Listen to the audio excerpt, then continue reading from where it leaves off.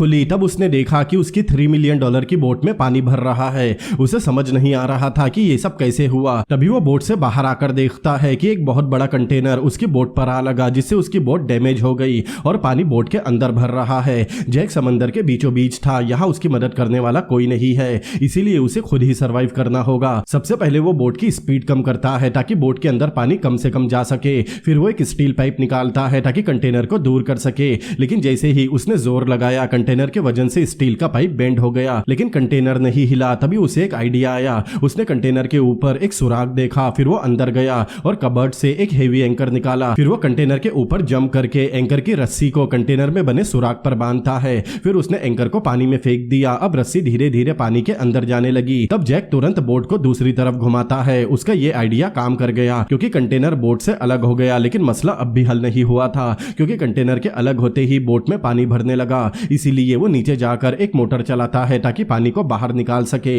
लेकिन कुछ दूर चलने के बाद मोटर भी खराब हो गई। अब उसके पास दूसरा कोई रास्ता नहीं था। वो बोट को गहरे पानी की तरफ घुमाता है, जिससे बोट में बना होल तो ऊपर हो गया, लेकिन उसकी बोट गहरे समंदर की तरफ जाने लगी। लेकिन खुशी की बात तो ये थी कि कंटेनर उससे दूर हो चुका था। इस सब से उसे कुछ राहत मिली। फिर उसने बोट से बचा कुचा सामान निकाला और अल्फी की मदद से एक लिक्विड बनाया और उसे होल पर लगाकर बंद कर दिया। देखने को तो वो सुराग बंद हो चुका था। फिर उसने छड़ी की मदद से एक पंप बनाया जिससे वो मैनुअली बोट से पानी को बाहर निकाल सके, लेकिन इस काम को करते हुए पूरा दिन गुजर गया।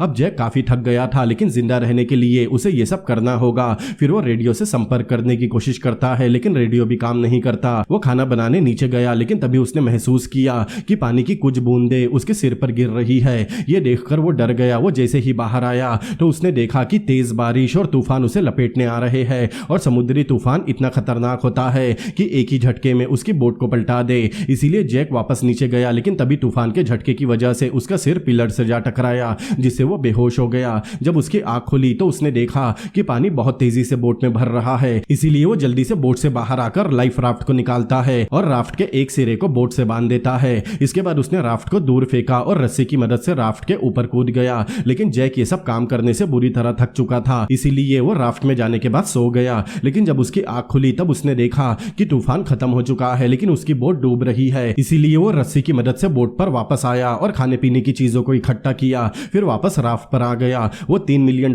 की बोट को अपनी आंखों के सामने डूबता हुआ देख रहा था, लेकिन उसने अब भी हार नहीं मानी थी। खाने के सामान के साथ एक बॉक्स था जिसमें से एक मैप निकलता है। उसने मैप की मदद से अंदाजा लगाया कि वो समुद्र में किस जगह पर है। तब उसे पता चला कि वो एक ऐसे रूट पर है जहां से इंटरनेशनल शिप गुजरते हैं। उसके लिए ये एक उम्मीद की किरण थी। फिर हम 5 दिन बाद का सीन देखते हैं। 5 दिन गुजर चुके थे, लेकिन अभी तक समंदर में उसे कोई भी शिप नजर नहीं आई और सूरज की गर्मी की वजह से उसकी बॉडी डिहाइड्रेट होने लगी। उसके पास पीने का पानी तक नहीं था और समंदर का पानी पीने लायक नहीं होता। अगर उसने जल्दी ही पीने का पानी नहीं ढूंढा तो उसकी मौत हो जाएगी। अब वो पूरी तरह से फ्रस्ट्रेट हो चुका था। जब वो लेटा तब उसने ऑब्जर्व किया। उसने सूरज को देखा, फिर प्लास्टिक की तरफ देखा। सूरज की गर्मी और समुद्र की नमी की वजह से उस प्लास्टिक पर ओस की बूंदें आ गई थी।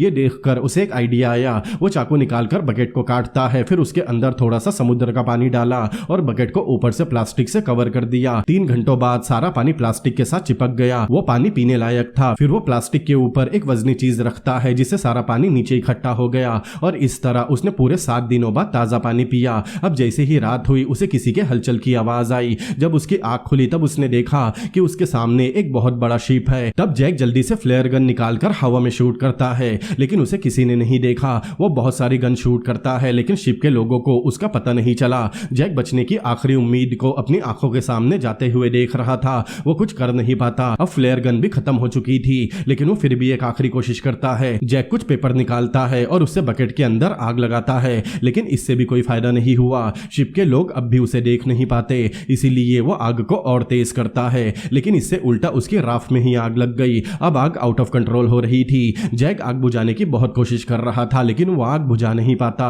और इसी कश्मकश में वो गलती से समंदर में गिर गया। जैक अपनी आंखों के सामने अपने जीने की आखिरी उम्मीद भी जलते हुए देख रहा था। इस वक्त उसके पास मरने के अलावा कोई रास्ता नहीं था।